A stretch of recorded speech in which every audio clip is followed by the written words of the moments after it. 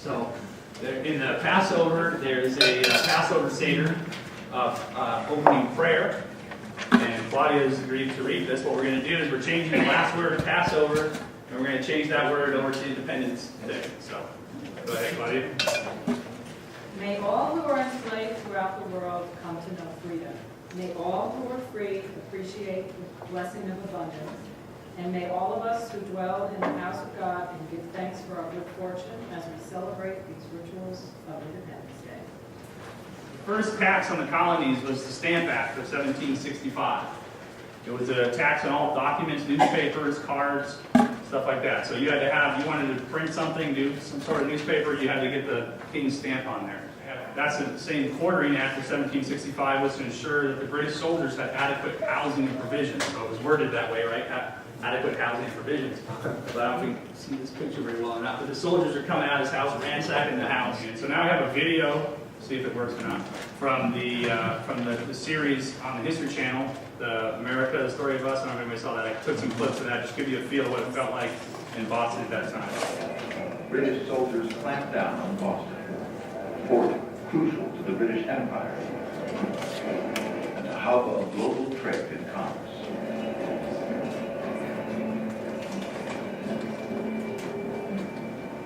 These dockyards are some of the busiest in the world. Yes, this is the Boston Massacre. That's what we just saw the video of. Boarded the ships, some dressed as Indians, and they poured the tea into the water. And that's known as the Boston Tea Party, December 16, 1773. And all of the, we got a picture of all the people on the docks cheering them on. So what Knox did is devise a plan to win the siege. Between December 5th and 1775 to January 24th, 1776, him and his team hauled guns by ox teams from Fort Ticonderoga through all the snow and freezing, averaging 5.5 3/8 mile per day. It's incredible. His team traveled 300 miles in 56 days, bringing 59 cannons weighing 60 tons. In March of 1776, they took Dorchester Heights in Boston. They moved in under the cover of night. The British woke up in the morning surprised. These British had to evacuate Boston. Amazing miracle, you know. The Americans took Boston, and it was because of this guy, Henry Knox, who went and got these guns. Part of Seders, the Epstein's sure, means we're supposed to have times where we ask questions. So why do we celebrate 4th of July? Who's the youngest person in the room that thinks they can answer that? Any volunteers? In the back here we go. Yeah, you got your hand up? Awesome. No? Oh, you just put your fingers up, I saw. That's what we're here today to learn about, right? So, anybody got a good answer? Oh, a hand in the back. Awesome. You're going to try? America's birthday? Yes. Awesome.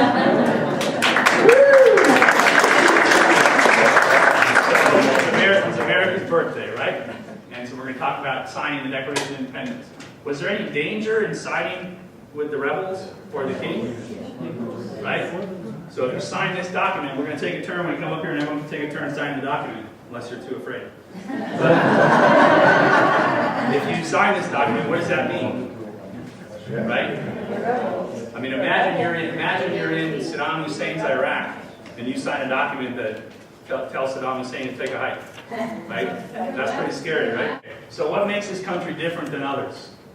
Why is it important we had a birthday? Yes? The Trinity. The Trinity. Awesome. If we have time. Okay, so now a few more slides, and then we're going to get to the signing. So the Declaration of Independence was signed on July 4th, 1776. That didn't happen. So what did it mean to sign this document? That's what we're talking about.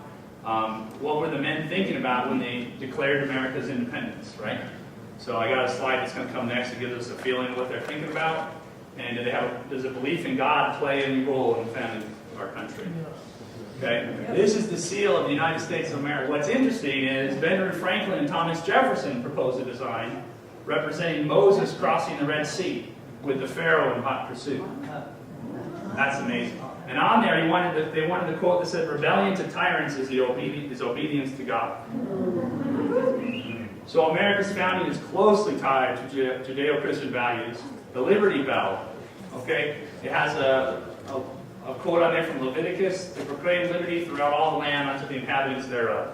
According to tradition, its most famous ringing occurred on July 8, 1776, to summon the folks of Philadelphia to come out and hear the reading of the Declaration of Independence.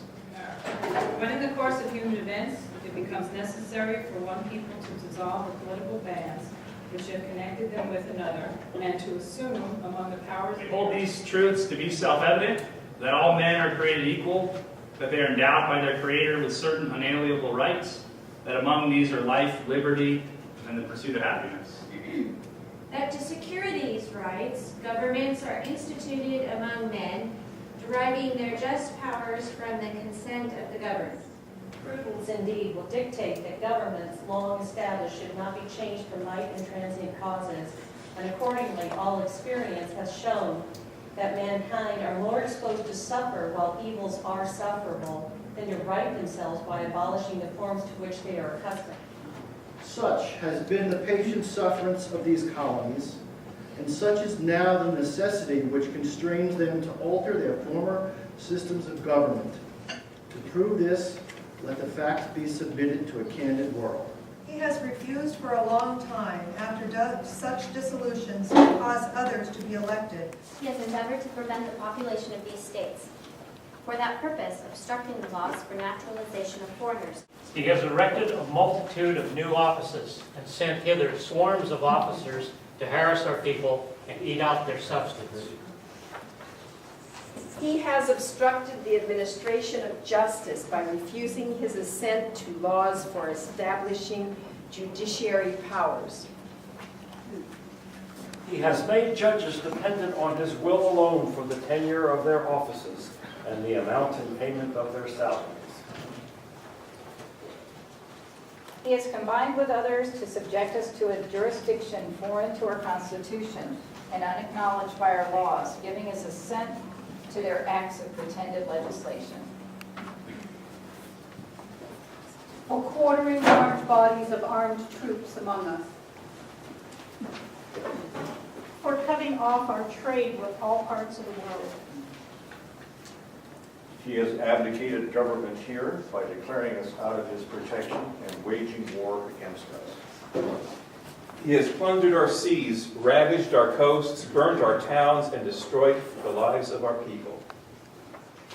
He has excited domestic insurrections among us. He has kept among us, in times of peace, standing armies without the consent of our legislatures. For protecting them by a mock trial, for punishing any murders which they should commit on the inhabitants of these states. He is at this time transporting large armies of foreign mercenaries to complete the works of death, desolation, and tyranny, already begun under circumstances of cruelty and perfidy scarcely paralleled in the most barbarous ages and totally unworthy the head of a civilized nation. For imposing taxes on us without our consent.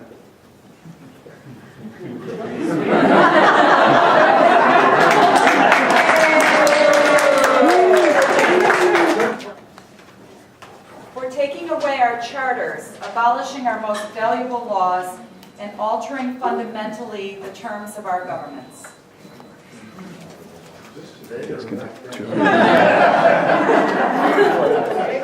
For suspending our own legislatures and declaring themselves invested with power to legislate for us all in all cases whatsoever.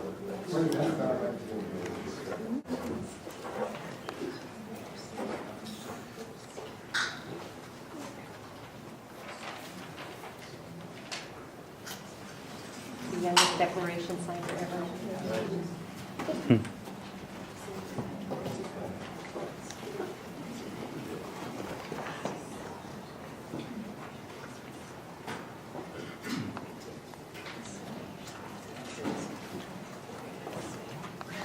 And for the support of this declaration,